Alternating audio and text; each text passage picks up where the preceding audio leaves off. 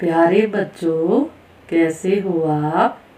आज हम उपचारात्मक शिक्षण के अंतर्गत कक्षा 8वीं का विषय जो हिंदी है उसमें बच्चों जो विषय लेने जा रहे हैं वह विषय है वचन।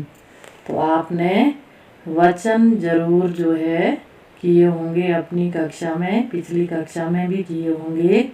और आप कई बार ऐसी गलतियां कर देते हैं वचन बदलते हुए, जैसे वर्तनी संबंधी गलतियां हो गई।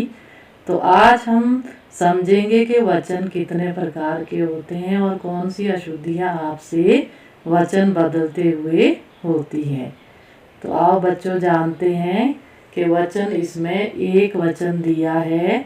तो अब एक वचन सामने आप चित्र भी देख रहे हैं कि हमें एक लड़की का चित्र, एक तितली, एक गिलहरी, एक चिड़िया और एक लड़के का चित्र जो है सामने नजर आ रहा है एक वचन में। तो आगे चलते हैं बहुवचन। तो बहुवचन में अब देखते हैं कि किस तरह के चित्र हैं। अब लड़की 2 हो गई, तितली 3, गिलहरियाँ 4 हो गई, चिड़िया भी 5 हो गई और लड़के भी 6 हो गए।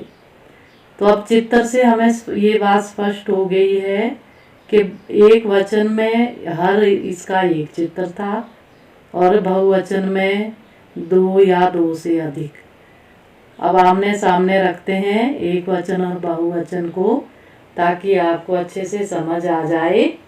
एक वचन अब किसको कहते हैं बच्चों, ये बात स्पष्ट हो चुकी है। जहाँ वस्तु की संख्या 1 रहती है और जहाँ 1 से अधिक यानी कि 2 या 2 से अधिक, 3, 4 जितनी भी 2 से अधिक संख्या रहती है तो वह बहुवचन। तो अब हमें ये बात पता चल चुकी है कि एक वचन किसे कहते हैं और बहुवचन किसे कहते हैं। तो चित्र द्वारा हमने ये स्पष्ट कर दिया है कि जहाँ एक चित्र बना है वहाँ एक वस्तु का ज्ञान हो रहा है। जहाँ 2 या 2 से अधिक चित्र बने हैं तो वहाँ हमें बहुवचन का ज्ञान हो रहा है। एक वचन मतलब एक वस्तु। आप देखते हैं एक वचन के रूप में दिए हैं लड़का, लड़की, बेटा, कलम, आँख। ये एक वचन है। अब बहुवचन में क्या बनते हैं ये शब्द। लड़का का बन जाएगा लड़के, लड़की लड़कियाँ, बेटा बेटे, कलम का बन जाएगा कलमें, आँख का आँखें।